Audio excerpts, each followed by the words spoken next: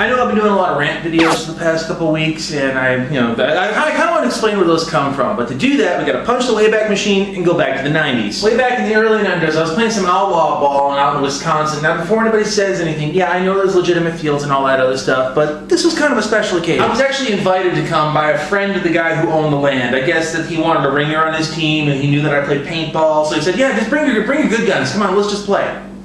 Okay, and the gist of it was that they had hired a guy who was going to come with the gear, and he, I guess it was one of those, he'll bring the gear, you provide the land, and he has insurance and all that, and I don't really remember signing anything, but that's neither here nor there, I guess. And this field was massively huge. It was probably the closest to the original game that I've ever played in my life. It was literally 3/4 of a mile from end to end, and there was no real flag stations. It was just one team hit a flag on this side, one team hit a flag on this side, and oh yeah, I should mention this too, because we're playing on this guy's farmland and it's Outlaw, there's a highway that divided the field in half. So in order to get to the other side of the field, you had to go over a berm, over an active highway, down, and then, keep going. That made for a very interesting conversation with the local police departments. That's all I'm going to say about that. Well, at one point during the first game that we're playing, I got separated from my team because they're more like, I'm going to go shoot people, and I'm like, I'm going to go win the game. And I'm doing the stalking, I'm doing the crawling, I'm going through the worst of the worst because I figure they had to have hid the flag out here someplace. And you're playing out in the sticks when you're stalking through the woods and you're scaring up things like pheasant and deer. So I finally get to a spot that's kind of like out in the middle. I feel rather protected. Okay, take a breather,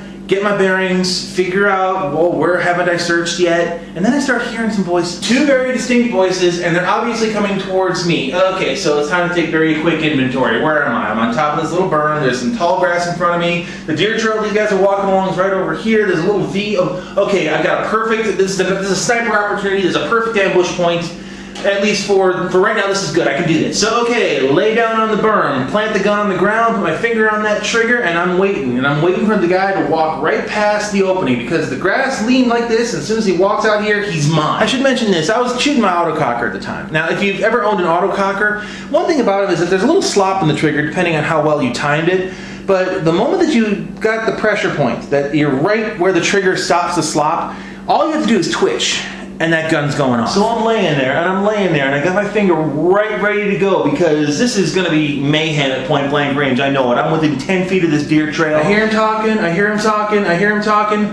He's right in my kill zone. I'm waiting for him to get right into the clearing. And the moment he goes to the clearing, got my finger right on that trigger, and that's when I realized that he's wearing his goggles like a sun visor, quite literally on top of his head. Okay, this situation just went from really, really cool to really, really dangerous. So what do? Well, I don't take a shot, obviously, because that's just fundamentally stupid. The only other alternative is to possibly risk massive amounts of pain, but okay, I'm willing to give this one a try because it's the only good option I can instantly think of. Lay the gun on its side like this so the gun's not pointing at him and yell, "Excuse me, sir, you need to put your goggles down." And the guy looks at me and he's like, yeah, okay, fine.